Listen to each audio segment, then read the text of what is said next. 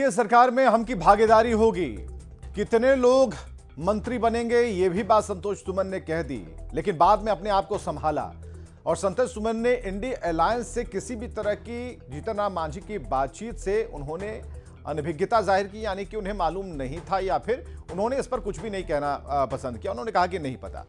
अब कितने लोग रहेंगे, अगर नया मंत्रिमंडल गठन होता है उसमें हम पार्टी के कितने लोग रहेंगे, ऐसा नहीं कहा कि संतोष कुमार सुमन ही रहेंगे, बल्कि जो उनकी पार्टी के जो विधायक हैं उनमें से कोई भी हो सकता है। और ये तय करना संरक्षक का काम है जो जीतन राम मांझी हैं। अब मीटिंग हो रही है हम के खेमे में भी, उन्हें भी बिल्कुल संभल कर रहने को कहा गया है।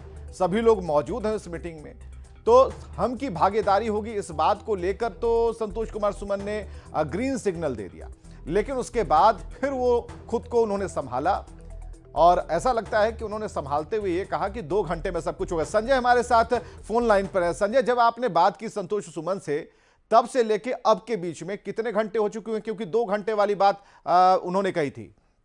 देखिए, उनके कहने का आशय था कि जब बैठक शुरू होगी उसके 2 घंटे के बाद स्थिति जो है वो स्पष्ट हो पाएगी। अभी से थोड़ी देर पहले सारे विधायक अंदर जा चुके हैं, जीतन राम मांझी भी बैठे हुए मीटिंग में, और विधायक दल की बैठक जो है वो शुरू हो गई है। अब ये बैठक कितनी देर चलती है सब कुछ इसके ऊपर डिपेंड करेगा, लेकिन एक बड़ी बात कही संतोष सुमन ने। उन्होंने कहा कि जो इंडिया गठबंधन है उसकी तरफ से जो ऑफर आ रहा है वो आने दीजिए ऑफर, उसको लेकर वो कुछ नहीं कहना चाहते, लेकिन इतना उन्होंने तय कर दिया कि बिहार में जो नई सरकार बनेगी एनडीए की सरकार, उसी सरकार में हम जो है वो अपना प्रतिनिधित्व बनाएगा और जो संख्या मिलेगी, संख्या को लेकर भी कोई ये नहीं है कि कितनी संख्या मिल जाए, जो भी होगा वो बिहार में नई सरकार के साथ, यानी कहीं ना कहीं उन्होंने इशारा कर दिया है कि बिहार में नई सरकार बनने जा रही है। और आनंद फानंद में देखिए आज ही तय किया गया है बिहार में जो मौजूदा राजनीतिक हलचल है उसमें हिंदुस्तानी अवाम मोर्चा की जो बैठक बुलाई गई है, आज तय की गई थी ये बैठक। पहले 7 बजे बैठक बुलाई गई, फिर उसको घटा के 1 घंटा कम कर दिया गया, 6 बजे से बैठक बुलाई गई है।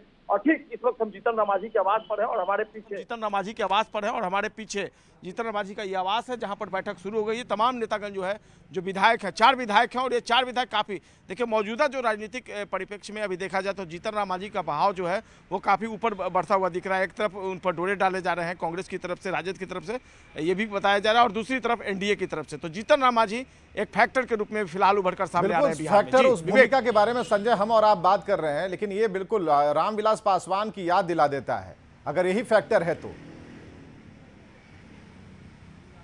देखिए, निश्चित तौर पर खासकर जीतन राम मांझी का अभी उनके पास 4 विधायक हैं, और अगर आंकड़ों को देखें तो कहीं ना कहीं इस बात का आभास मिल रहा है, जिस तरीके से छत्तीसगढ़ के जो पूर्व मुख्यमंत्री हैं बघेल, उनको बिहार के मौजूदा राजनीतिक हालात पर नजर बनाए रखने को कहा गया है, तो इसका ये मतलब है कि बिहार में कहीं ना कहीं कुछ खेला चल रहा है। भले ही वो उभर कर अभी सामने नहीं आ रहा हो, लेकिन खेला राजद की तरफ से भी चल रहा है, कांग्रेस की तरफ से भी चल रहा है। और ऐसे में देखिए, आपको पता होगा कुछ दिन पहले यहाँ पर पहुंचे थे नित्यानंद राय, जो केंद्रीय गृह राज्य मंत्री, वो पहुंचे थे, उनकी मुलाकात हुई थी जीतन राम मांझी से। आज सम्राट चौधरी पहुंच गया और 10 मिनट 15 मिनट तक वो जीतन राम मांझी के साथ रहे।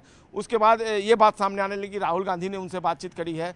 उसके बाद जो छत्तीसगढ़ के पूर्व मुख्यमंत्री हैं बघेल, उनको बिहार के हालात पर नज़र बनाए रखने के लिए उनको अधिकृत किया गया है। तो तमाम जो ऐसे फैक्टर हैं वो कहीं ना कहीं इस बात के गवाह हैं कि बिहार में जोड़ तोड़ की भी राजनीति हो सकती है।